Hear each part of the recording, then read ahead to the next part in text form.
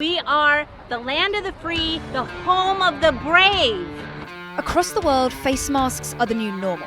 I don't think I'm going to be doing it. I'm just trying to keep myself and my community safe as well. But while most countries have anti-maskers, nowhere are they more prominent and more political than the USA. So why do some Americans have a problem with wearing masks? The US has seen the highest number of COVID deaths and cases in the world, and yet about a third of states still have no mandate to wear masks while in public. The specifics vary from state to state, but the message is the same. It's recommended to wear a mask. The World Health Organization's backed this up. It's asked countries to make mask wearing a normal part of being around other people. While for many Americans, wearing a mask is just part of life now. You know, you're not just doing it for yourself, you're doing it for others as well. For others, wearing face coverings goes beyond public health concerns. This is about freedom. It's about America. This is about opening our country. If you want to wear a mask, but don't make somebody else do it. That is not America. That is not freedom. It's become a sign of your political affiliation. The country is extremely divided right now, and unfortunately people are using and politicizing whatever they can kind of get their hands on that's slightly out of the norm. Mask is not a political statement, but it is a good way to start pulling the country together. This is voluntary. I don't think I'm going to be doing it. President Trump's attitude towards wearing masks, as well as the pandemic more broadly, has informed the views of many of his followers.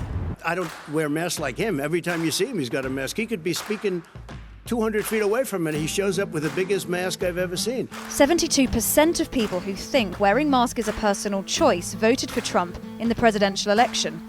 Now, how about California, though, where you're supposed to eat with the mask, can't take it off? The majority of states that haven't mandated mask wearing voted Republican, and states with mask mandates mostly voted Democrat. A mask remains the most potent weapon against the virus.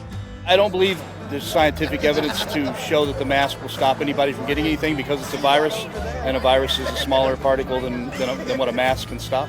Making face coverings mandatory in public spaces across the US could be one of Joe Biden's first acts as president, an act that wouldn't go down well with the anti-maskers.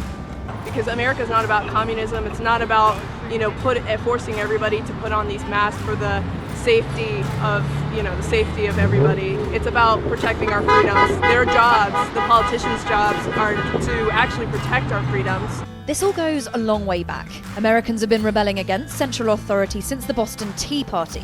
They didn't like England's taxes then and took matters into their own hands. That rebellion was enshrined a few years later in the Constitution, which guarantees the basic freedoms of citizens. And it's something the anti-maskers use frequently to defend their actions.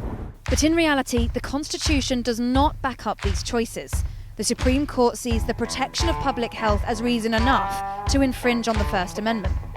Online conspiracy communities that question if COVID is real may also be playing a role in why some Americans don't want to wear masks. Whether it's downplaying the virus as just the flu, crediting symptoms to 5G towers, or denying its existence completely. These communities have been posting to convince people to ditch safety precautions set out by authority figures. The question now is, will the new president be able to change enough people's minds? Will he be able to convince Americans that a mask isn't a political symbol, it's just a mask? And will that in turn help bring down the spread of the virus?